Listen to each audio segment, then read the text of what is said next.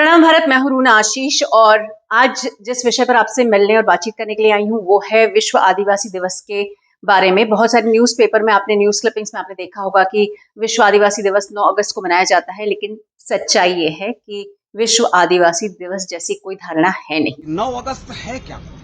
क्या 9 अगस्त किसी बड़े आदिवासी क्रांतिकारी का जन्मदिन है, या किसी आदिवासी क्रांतिकारी का पुण्यतिथि है, या किसी बड़े आदिवासी आंदोलन की शुरुआत की तिथि है, या आदिवासी आंदोलन के जीत की तिथि है? 9 अगस्त है क्या? 9 अगस्त के विषय में किसी को स्पष्टता नहीं है।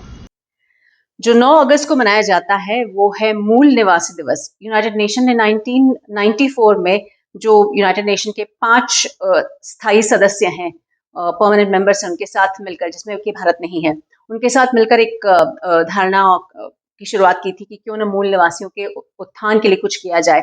तो मूल निवासी कौन है? तो ये वो लोग हैं जिनके देश पर आक्रमण हुआ था और वहाँ के जो रहवासी हैं, जो निवासी हैं, उनका पलायन किसी और जगह पर हो गया था, तो उनके उत्थान के लिए काम किया जाए। 2007 में भारत का कहना ये था, मेरे देश का कहना ये था कि जब हम पर आक्रमण हुए हैं तब यहाँ के कोई भी निवासी पलायन करके कहीं और नहीं गए हैं। जो जहाँ है वो वहीं रह रहा है, वहीं फल फूल रहा है। तो ऐसी कोई भी धारणा हमारे साथ काम नहीं कर सकती है। ये 2007 की बात बता रही हूँ। तो ये विश्व आदिवासी दिवस कहाँ से आया?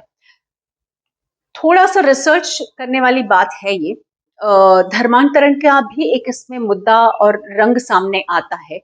कई सारे लोग जो धर्मांतरित हो चुके हैं वो अपने आप को अभी भी आरक्षण पाने के लिए आदिवासी बताते हैं, और चूंकि ये एक पाश्चात्य संस्कृति द्वारा बताया जा रहा है कि 9 अगस्त को आपको आदिवासी दिवस मनाना है, तो शायद ये वो भी हो सकता है। हालांकि मैं इस विषय पर पूरी बातचीत और पूरी इंफॉर्मेशन निकालने की कोशिश कर रही हूँ, लेकिन सच्चाई, अगर इस पॉइंट को एक अलग साइड में मैं रख देती हूँ तो सच्चाई की मैं बात करती हूँ। पूरी दुनिया में कई अलग अलग जगहों पर, पूरे देश, मतलब जितने भी देश हैं उनमें से कई सारे देशों में, चाहे वो अमेरिका हो, चाइना हो, या भारत हो, या अफ्रीका हो, अलग अलग देशों में कई सारे ट्राइबल आदिवासी पाए जाते हैं, लेकिन पूरी दुनिया में सबसे ज्यादा आदिवासी जहां पाए जाते हैं वो है भारत। भारत की जो भील है वो सबसे बड़ी आदिवासी टोली कही जाती है।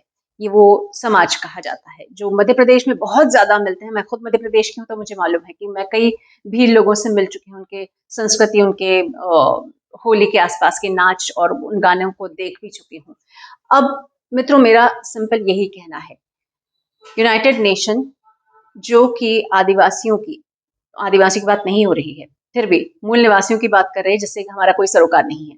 और अगर वो आदिवासी, उसका पदभ्रंश होते हुए वो आदिवासी दिवस भी मनाया जा रहा है जिसका कोई औचित्य नहीं है, अगर वो बना रहे हैं, और इस दुनिया के सबसे ज्यादा आदिवासी जिस देश में पाए जा रहे हैं, आप उसको स्थायी सदस्यता देते ही नहीं है, तो मैं आपकी बात क्यों मानूं? मतलब ये तो मेरे अंदर का देश प्रेमी चीख चीख कर कहता है कि अगर उन 5 देशों के बाद छठा देश इतने सारे दलीलों और इतने सारे सपोर्ट के बाद भी वीटो पावर की वजह से अगर मेरे देश को उन स्थायी सदस्यों में नहीं लिया गया है, तो मुझे भी नहीं मानना उनकी बातें। कम से कम आदिवासी जो मेरे देश में सबसे ज्यादा इस दुनिया में पाए जाते हैं, उनके लिए तो डेफिनेटली नहीं मानना है। और इसका और कई सारे गूढ़ अर्थ हैं। मैं यहाँ बहुत ज्यादा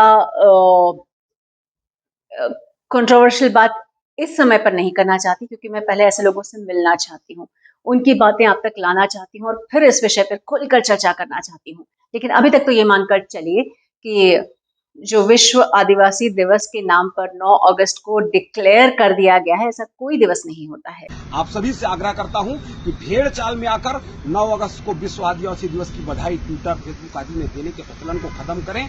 9 अगस्त का सरोकार भारत के किसी आदिवासी परंपरा, रीति रिवाज या अगुआ नेता या क्रांतिकारी से बिल्कुल ही नहीं है। 9 अगस्त विश्व मूल निवासी दिवस है, 9 अगस्त विश्व आदिवासी दिवस नहीं है। मैं इसका बहिष्कार करता हूँ। नमस्कार, जोहार।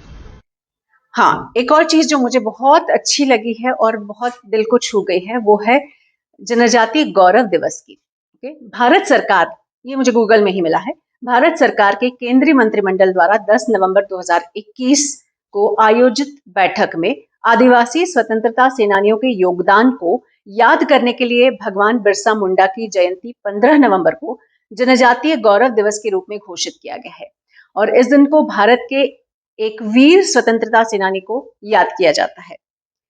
अगर हमें मनाना ही है तो हमारे देश के इतने वीर के जन्म दिवस को हम क्यों ना आदिवासी दिवस कह लें। पर चलिए, नाम दे दिया गया है जनजातीय गौरव दिवस, तो चलिए हम उस नाम से मना लें।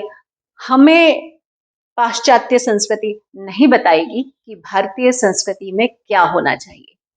ये मेरे एकदम कट्टर भारतीय होने और देशभक्त होने वाली बात है जो दिल से निकली है। आपके दिल में क्या है, जरा लिखकर बताइए। प्रणाम भारत, जय हिंद।